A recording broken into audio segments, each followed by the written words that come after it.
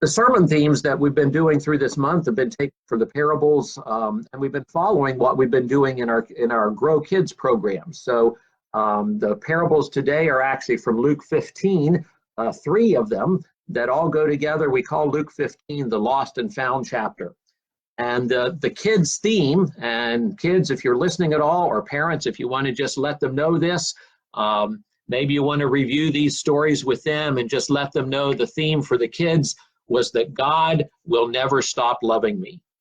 God will never stop loving me. And the 3 parables are the parable of the lost sheep, the lost coin, and the lost son that we think of, we call the parable of the prodigal son.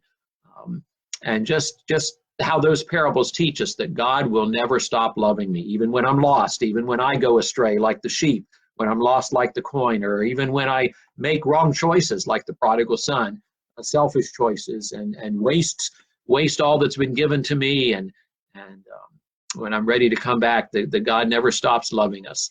And that's a good message for this time, but I want us to think of those 3 stories just from a little different perspective as we relate it to the current crisis that our nation and our world is in. And I want to take these in reverse order. And again, this will be short. I want to remind us of those stories, but I want to start with the prodigal son. That's actually a story that, how shall I put it, that it's not so much about quantity or mathematics, it's more about quality. In that case, there was a father who had 2 sons. And so we're talking here about 1 out of 2. And most of us would say, well, yes, if you've got 2 sons, you should care about both of them. But the issue in this story is that the younger son came and asked for his share of the inheritance. And, he wanted it now. He didn't want to wait. And so he was impatient. The father gave it to him. He left home. He went and just wasted all that money in foolishness. Eventually, he came to the end of his resources. He lost all of his friends because his money was gone. And he found himself working for a pig farmer, feeding the pigs. And he was so hungry that he was tempted to eat the food the scraps he was feeding the pigs. Finally, he came to his senses, and he realized that his father's servants were in much better shape. He said, I'll go back home and I'll ask my father to forgive me and ask him to take me back as one of his servants. And that's what he did. He went home, and as the story unfolds, his father sees him from a distance. Apparently, the father's been watching the road every day, hoping his son would return. He sees him coming. He runs towards him. The son says, Father, I have sinned against God, against you. I no longer deserve to be called your son.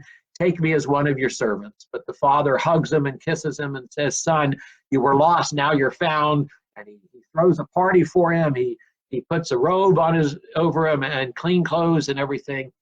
And there's more to that story, but for our purposes, it just demonstrates God sees things differently. Part of that story is the older brother then comes and hears about this, and he's angry because he thinks the younger son doesn't deserve this extra care, doesn't deserve forgiveness, and it's just an illustration that God sees things differently than we do. God cares for each and every person, even those who behave foolishly, and he longs for them to come back.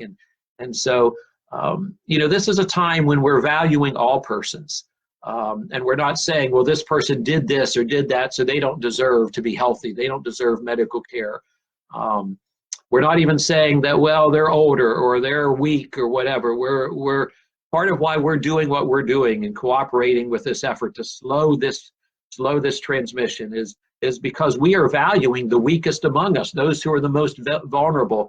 We are sacrificing a little so that they have a better chance.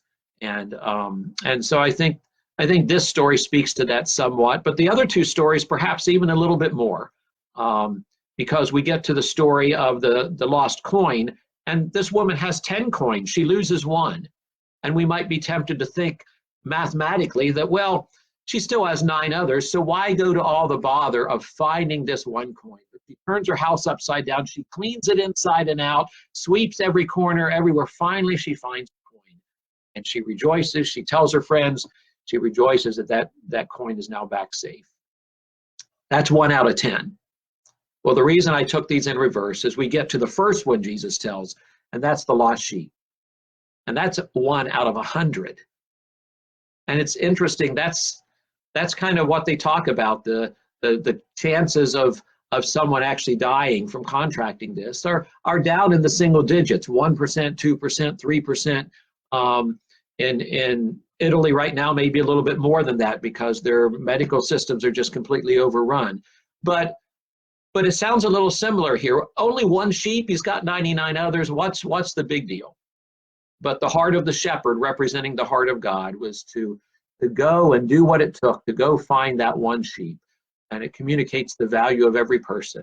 And so I think we could take some encouragement from these stories about a lost son, a lost coin, a lost sheep, and the stories that really are told to tell us something about God's character, his love for us, but that also can encourage us in terms of our attitude towards others, to do what we can to reach and to welcome home, to reach and to provide services for, whether it's the wayward son, whether it's a 1 out of 10, or whether it's 1 out of 100, a good lesson for us there. So since we ended on the story of the lost sheep, I want to go to one more scripture just to close today, and that's a familiar scripture from the Psalms that talks about God as our shepherd. And so I want to not only read that for you, but invite you wherever you are to join me in reciting it if you know it by heart. I'm also going to even take a return back to the language of the King James Version, because that's what many people have memorized this from. And so as I read this, as you may be familiar with it, perhaps join me wherever you are in just reciting this scripture that talks about God's love and care for us. So the 23rd Psalm, let's read this, listen to this, recite this together. The Lord is my shepherd, I shall not want. He makes me lie down in green pastures. He leadeth me beside the still waters. He restoreth my soul. He leadeth me in paths of righteousness for his name's sake. Yea, though I walk through the valley of the shadow of death, I will fear no evil, for thou art with me. Thy rod and thy staff, they comfort me. Thou preparest a table before me in the presence of mine enemies. Thou anointest my head with oil, my cup runneth over. Surely goodness and mercy shall follow me all the days of my life, and I will dwell in the house of the Lord forever. Tremendously comforting words.